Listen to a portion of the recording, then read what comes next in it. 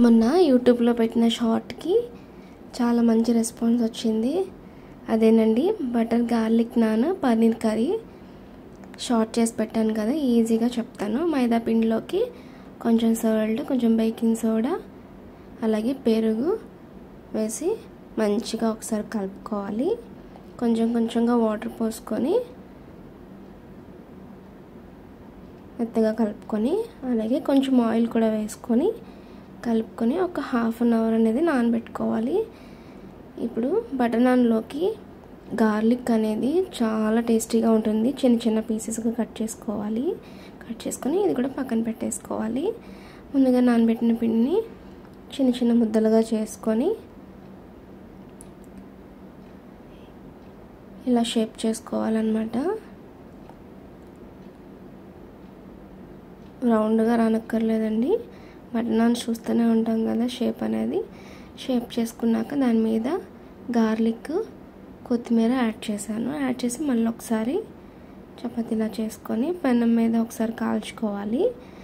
లేదు డైరెక్ట్గా మీరు పొయ్యి మీద కూడా కాల్చుకోవచ్చు అనమాట. నేనైతే ఫస్ట్ కొంచెం పెనం మీద కాల్చి ఆ తర్వాత మంట లోలో పెట్టుకొని ఇంకోసారి కాల్చాను. ఇలా కాల్చినప్పుడు కొంచెం బటర్ కూడా అప్లై చేశాను అనమాట. టేస్ట్ అనేది చాలా బాగుంటుంది. సేమ్ యాజ్ ఇట్ ఈస్గా బయట ఎలా వస్తుందో అలాగే ఉంటుందండి. టేస్ట్కి ఏమాత్రం తగ్గదనమాట.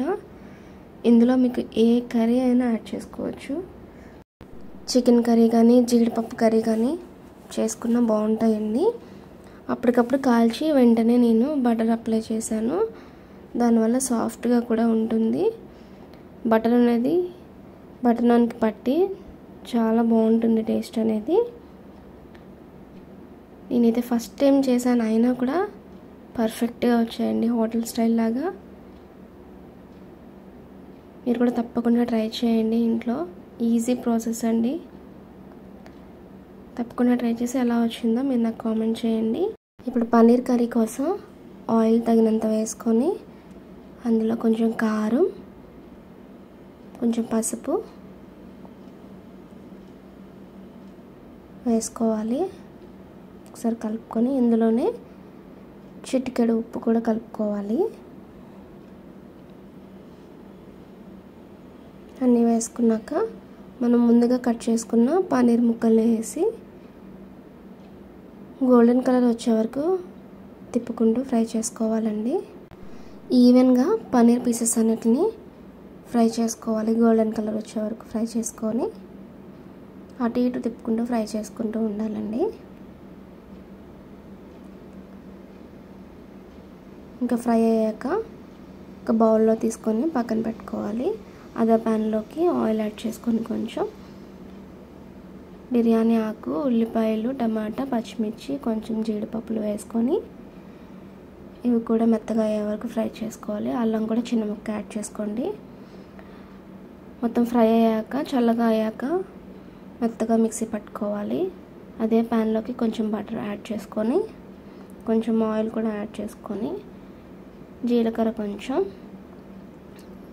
బిర్యానీ ఆకు, దాల్చిన చెక్క, లవంగాలు, ఒక మరాఠీ మొగ్గ వేసుకొని కొంచెం ఫ్రై అయ్యాక పచ్చిమిర్చి కూడా యాడ్ చేసుకోవాలి. ఇంత ఫ్రై అయ్యాక కొంచెం పసుపు, అలాగే కారం